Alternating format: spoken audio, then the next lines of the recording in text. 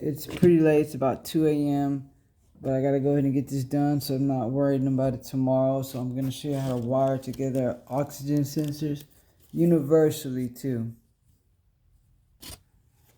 So this is what we're looking at. This is my original, two browns, a violet and a light brown. And I got the two blacks, white and the blue. Harnesses are different, but oxygen sensors work the same. So here's the diagram here. It shows all the original color codes. And if you have a Bosch, the two whites are going to be the fumes or emissions. The gray is going to be the negative. The black is going to be positive. In my case, I got two blacks, white and the blue. So the two blacks are going to be the little signal deals.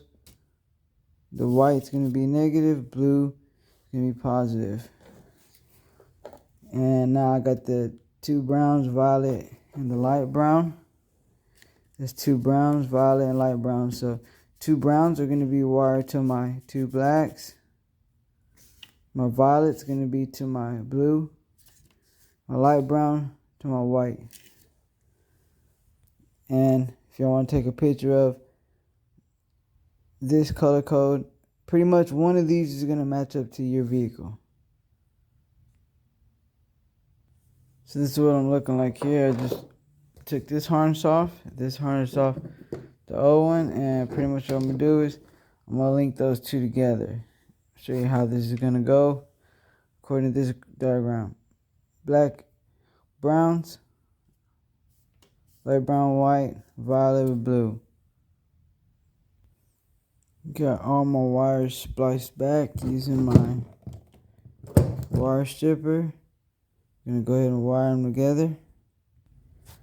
Before I got started, I went ahead and slid my old insulation back on, so that after I wire them together, I can just pull it back up so it can protect the wires from the heat.